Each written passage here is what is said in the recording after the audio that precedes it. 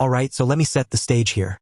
I'm 27, male, living in a pretty decent one-bedroom apartment in the city. I've been here for about 5 years now, working a stable job that pays well enough to afford my own place without stressing over bills. My cousin, Mike, 24, male, moved in with me 3 years ago, and honestly, I never thought I'd end up sharing my space for that long. Let me explain how this all started. Mike and I grew up in the same small town near Omaha. If you've never lived in a place like that, it's hard to describe the culture. It's tight-knit, super community-focused, the kind of place where neighbors still borrow sugar from each other and family gatherings aren't optional. When you're from a town like ours, helping family isn't just encouraged, it's expected. Anyway, 3 years ago, Mike called me out of the blue. He had just graduated from college and wanted to move to the city to pursue photography. He sounded excited, full of plans, and honestly, I was impressed. It's not every day someone decides to chase their dreams instead of getting stuck in some dead-end office job. He told me he didn't have a job lined up yet and couldn't afford a place to stay, but he just needed a couple of months to get on his feet. I didn't even think twice. I said, yeah, come on over. Stay as long as you need. I wasn't really worried about it at the time. I mean, I had a decent job, lived alone, and wasn't hurting for cash. Plus, Mike was family. If I couldn't help him out, who would? A week later, Mike showed up at my place with 2 huge suitcases stuffed with clothes, camera gear, and a stack of photography books. He didn't bring much else, no furniture, no groceries, not even a sleeping bag. It was just him and his dream. At first, it was actually kind of nice having him around. We hadn't lived together since we were kids, but we always got along back then. He was the kind of kid who was always tinkering with something, always curious, always full of energy. When he moved in, it felt like having a little piece of home with me in the city. Mike set up shop on my couch. He kept all his stuff in one corner of the living room and promised he wouldn't be in my way. This is temporary, he'd say, just until I land a gig. I believed him. For the first couple of months, things were fine. Mike was constantly out and about hustling for work. He was sending out his portfolio, networking with other photographers, and even picking up the occasional gig shooting birthday parties or engagement photos. At night, we'd hang out, watch movies, and catch up on all the small-town gossip I'd missed since moving away. It was actually kind of fun. But then months turned into more months, and Mike started to settle in a little too much. He wasn't out hustling as much anymore. Instead, he was spending his days scrolling through Instagram, watching YouTube tutorials, and planning his next big move. At first, I didn't think much of it. I figured he was just in a slump. Around this time, I noticed I was footing more of the bill than I'd expected. I was paying for rent, utilities, groceries, pretty much everything. Mike would pitch in occasionally, but only when I explicitly asked. Even then, it wasn't much. If we ordered takeout, he'd offer to pay, but only for his portion. If I bought groceries, he'd say, I'll get the next round, and then conveniently forget. Still, I didn't say anything. I wanted to believe that Mike was just taking his time to figure things out. I mean, chasing a creative career isn't easy, right? I figured he'd hit his stride eventually. Then one day, Mike told me he was close to landing a big break. He said he just needed a solid portfolio to show potential clients, but he didn't have the money to rent the props or studio space he needed. I didn't even hesitate. I handed him $500 out of my savings and told him to go for it. Looking back, I probably should have set some boundaries then. Over the next year, Mike's big break never came. He got a few gigs here and there, but nothing steady. He started getting frustrated, and honestly, I was frustrated too. I wanted to see him succeed, but I couldn't help but feel like he wasn't trying as hard as he could. To help him out, I used one of my connections to land him a part-time job at a local cafe. It wasn't glamorous, but it was something to keep him afloat while he worked on his photography. He lasted 2 weeks before he quit, saying, I can't pour coffee for the rest of my life, man. I've got bigger things ahead. I was torn. On one hand, I admired his commitment to his dreams. On the other hand, I couldn't understand why he wasn't willing to put in the work to support himself in the meantime. But again, I let it slide. Here's the thing. I didn't just support Mike financially. I went out of my way to help him in every possible way. When he needed new editing software, I bought it for him. When he wanted to set up a YouTube channel, I helped him write captions and video descriptions. I spent hours brainstorming ideas with him, trying to figure out how to market his work. And through it all, I didn't expect anything in return. A simple thank you was enough for me. But as time went on, I started to notice something. Mike wasn't just leaning on me for support, he was taking me for granted. Anytime I asked for a favor, he acted like it was a chore. If I needed help carrying groceries or moving furniture, he'd groan and complain. At one point, I realized he'd taken over my bedroom. I was spending most of my time at my girlfriend Emma's place, so I wasn't using it much. But still, it was my room. When I asked him about it, he just shrugged and said, well, you're never here anyway. I didn't argue. I didn't want to rock the boat. But deep down, I knew something had to change. I didn't wake up one day and suddenly decide Mike was freeloading. It was more like a slow reanimation. At first, I brushed off the small annoyances. After all, family is family, right? But the thing about small cracks is that they spread, and before you know it, the whole foundation is shaky. It started with Mike's attitude. When he first moved in, he'd constantly talk about how grateful he was and how he'd repay me once he got on his feet. But as time went on, those thank yous turned into jokes, sarcastic ones. Anytime I asked him for something, he'd roll his eyes or make a snarky comment. Wow, you actually need me for something? Shocking. Stuff like that. At first, I laughed along, but it started to sting after a while. For example, one time, I asked him to drop off my dry cleaning because it was on his way to a gig. He acted like I'd asked him to carry my laundry on foot across the city. Man, I've got a busy day ahead. Can't you just pick it up yourself? Never mind that I'd been paying his rent, utilities, and groceries for over a year. Then there was the flat tire incident. I was out with Emma, and we were coming back from a movie night when my car broke down. It was late, and I didn't want Emma waiting around for an Uber in a sketchy part of town. I called Mike, figuring he'd swing by since he wasn't doing anything. I'd literally seen him post an Instagram story from my apartment earlier. His response? Gee, I'm not a cab service, dude. Why don't you just call an Uber? You know how far this is for me? The thing is, it wasn't even that far, 12 miles max. But his tone hit me like a slap. I remember thinking, would it kill you to help me out for once? Around this time, I started spending most of my nights at Emma's place.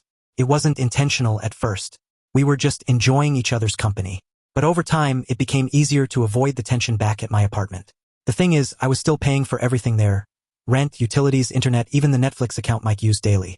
And what was he contributing? Nothing. I'll admit, part of me felt guilty. I kept telling myself, he's family. He's trying to make it in a tough industry. But even when I tried to justify it, I couldn't ignore the way he treated me. One weekend, Emma and I went furniture shopping. We ended up buying a chair, and since it was too bulky to fit in my car, we had to arrange for shipping. The delivery was ridiculous, so I called Mike to see if he could help us transport it. He answered the phone sounding annoyed as usual, and when I asked, he groaned. I just did leg day yesterday, man. My quads are killing me. Can't you guys just pay for delivery? This was the kind of stuff that drove me nuts. He wasn't working that day, wasn't busy with anything important, but still made a fuss about helping out. Eventually, he did show up, but the whole time he acted like he was doing us the biggest favor in the world. Emma noticed it too and later said, "Does he always act like this when you ask for help?" I didn't know how to answer because, honestly, I'd let it slide so many times that it felt normal. The breaking point came when I got sick. I don't mean a mild cold. I mean full-blown flu, fever, chills, the works. I was miserable and running out of supplies. Emma was working late, so I called Mike and asked him to grab me some soup and meds. I knew he was home because, once again, I'd seen him live on Instagram not 10 minutes earlier. He picked up the phone and sighed like I just asked him to solve world hunger. Dude, I'm kinda busy right now. Can't you just wait until Emma gets off work? I couldn't believe what I was hearing. I said, I'm sick, Mike. I just need you to pick up a few things and drop them off. It's not a big deal. And do you know what he said? I'm not your nurse, man. Handle your own stuff. I was furious. I couldn't even argue because I felt so weak. So I just hung up. I ended up dragging myself to the store to get what I needed. And when Emma came home, I told her what happened. She was livid. You're still paying for that apartment, right? And he can't even do this one thing for you. She wasn't wrong. The worst part wasn't even Mike's lack of effort. It was his lack of respect. By this point, it was clear that he didn't see me as someone who was helping him. He saw me as someone he could use. And that reanimation stung more than I care to admit. Over the next few days, I started thinking about how much I'd sacrificed for Mike. I'd put my own comfort, finances, and peace of mind on the line for him. And for what? A sarcastic roommate who couldn't be bothered to lift a finger when I needed him. Emma suggested I move in with her and let Mike take over the lease. It sounded like a clean solution, but I wasn't ready for that step. Our relationship was still new, and I didn't want to rush things. Plus, deep down, I didn't trust Mike to handle the rent on his own. Instead, I decided it was time to confront him. I told Mike how I felt, that I was hurt by the way he treated me and that I didn't feel appreciated. His response? Defensive as hell. He started listing all the favors he'd done for me over the years. Like that one time he helped me carry groceries or dropped off a pen drive at my office. You act like I've done nothing for you, he said. But I'm not your butler, man. Couldn't believe it. I reminded him of everything I'd done for him. Taking him in, paying his bills, helping him build his portfolio, and covering for him when he didn't have enough money to get by. He shrugged it off and said, You offered, remember? Don't act like I begged you. That was it. I was done. I didn't know exactly how I was going to handle it, but I knew one thing for sure. Mike couldn't keep living rent-free in my apartment. It was time for a change. After my conversation with Mike, I realized something important. No matter how much you care about someone, There comes a point where you have to put yourself first. It wasn't just about money or convenience anymore. It was about self-respect. For 3 years, I'd been bending over backward to make Mike's life easier, and he couldn't even be bothered to show basic appreciation. But even though I'd made up my mind to change things, I hesitated. The idea of confronting Mike again filled me with dread. Part of me still felt responsible for him, even though I knew I shouldn't. I couldn't shake the thought. What if I cut him off and he really can't make it on his own? I sat down with Emma that night to talk it through. She listened patiently, and then she said something that stuck with me. You've given Mike more than enough time and support. If he's not ready to stand on his own now, that's on him, not you. She was right. I'd been making excuses for Mike for years, and all it had done was enable him. It was time to stop. The next day, I started packing up my things at the apartment. Most of my essentials were already at Emma's place, but I still had clothes, books, and some sentimental stuff at my old apartment. When I showed up, Mike was sprawled on the couch, scrolling through his phone. He didn't even look up when I walked in. Hey, I said, trying to sound casual. I'm going to grab some of my stuff today. Mike just shrugged. Cool. Do whatever. I could feel my frustration bubbling up, but I kept it together. I started packing quietly, hoping to avoid a scene. But as I was boxing up my books, I noticed something. Mike had started using my bedroom as his personal studio. My desk was covered in photography gear. My chair had been replaced with a folding stool, and there were backdrops hanging from the walls. I stood there for a minute, staring at the mess. It wasn't just the physical intrusion that bothered me. It was the audacity of it. He hadn't asked, hadn't even mentioned it. He'd just taken over, as if he had every right. Mike, I called out, trying to keep my voice steady. He finally looked up. What? Why is all your stuff in my room? He waved his hand dismissively. You're never here, man. It's not a big deal. I clenched my jaw. It's still my room. You could have at least asked. Mike rolled his eyes. Dude, relax.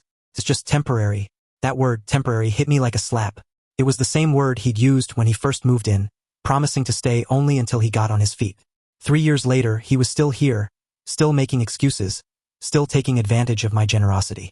I didn't argue with him then. Instead, I finished packing and left. But on my way back to Emma's place, I made a decision. I was done. No more excuses, no more leniency. That night, I called my landlord. I told him I was moving out and gave him my official 1-month notice. I explained that Mike had been living in the apartment and might want to take over the lease, but if he couldn't, that was his problem. The landlord sounded surprised but agreed to handle it. The next morning, I called Mike. Hey, I said, trying to keep my tone neutral.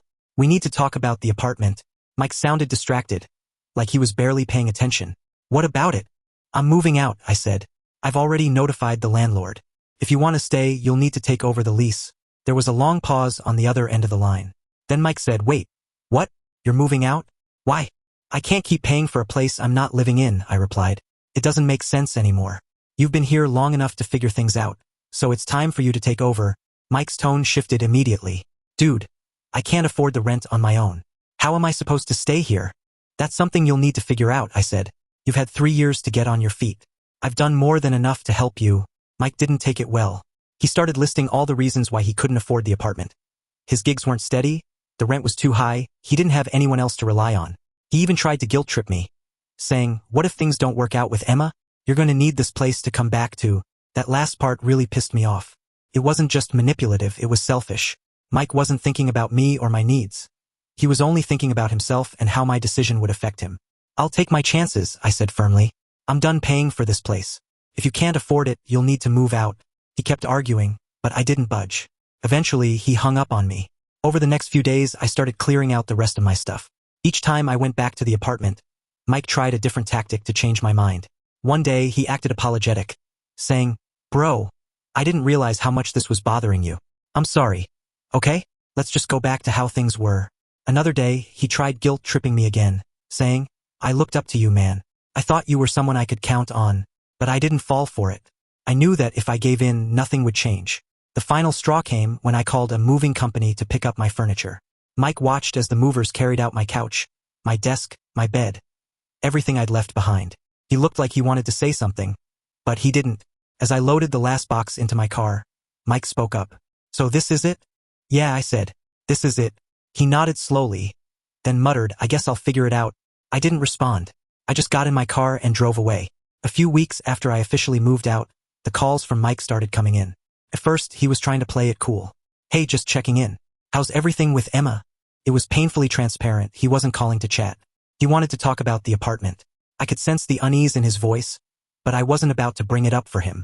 I let him circle around the topic like a nervous teenager. Finally, after some awkward small talk, he got to the point. So, the landlord's been a little uptight lately, Mike said. He keeps asking about the rent.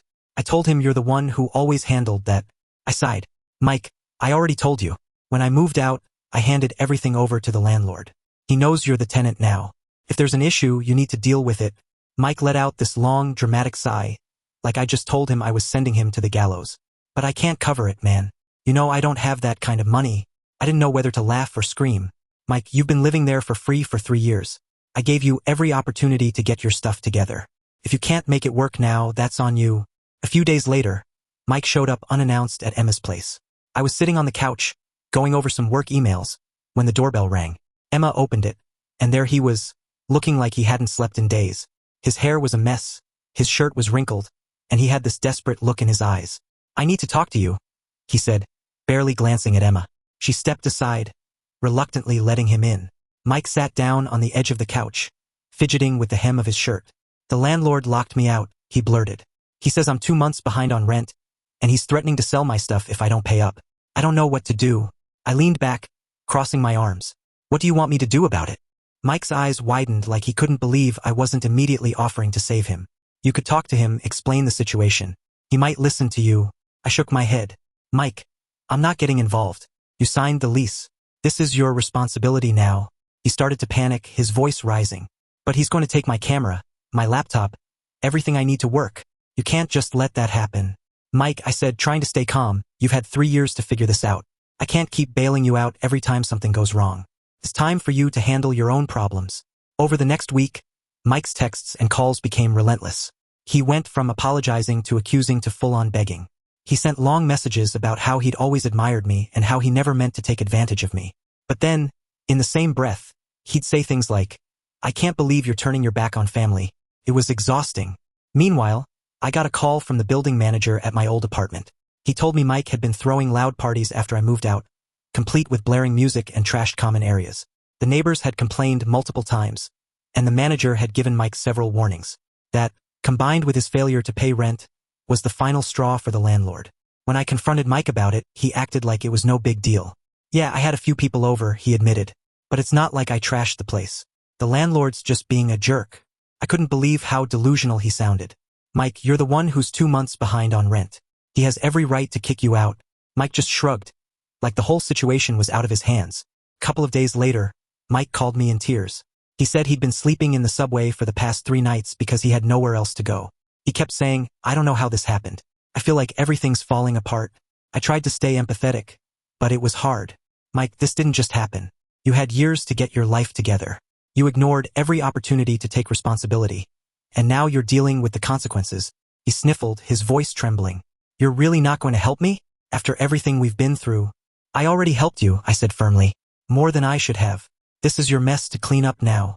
The last straw came when Mike tried to rope Emma into the situation. He showed up at her place while I was at work, begging her to let him crash on our couch, just for a week. Emma, bless her, didn't sugarcoat her response. Mike, no offense, but I've seen how this plays out, she said. A week turns into months, and before you know it, we're stuck in the same cycle. I'm sorry, but you need to figure this out on your own. When I got home and she told me about it, I was furious. Not at Emma. She did exactly what I would have done, but at Mike for trying to drag her into this. Felt like a new low, even for him. A few days later, Mike called me one last time.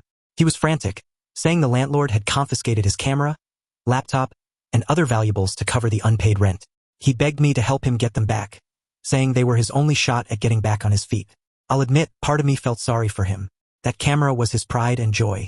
He treated it like an extension of himself. But I also knew that stepping in would just prolong the inevitable. I'm sorry, Mike, I said. I can't help you. This is something you need to handle yourself. He didn't say anything for a long time.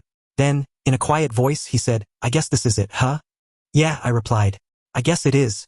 That was the last time we spoke for a while. I heard through the grapevine that he managed to recover his camera and laptop thanks to our uncle, who bailed him out. But the landlord wouldn't let him stay, and he couldn't afford the rent anyway. Last I heard, he was couch surfing with friends and working under a wedding photographer. As for me, I felt a mix of relief and sadness. I didn't like how things ended, but I knew it was the right decision. Sometimes you have to let people fail so they can learn to stand on their own.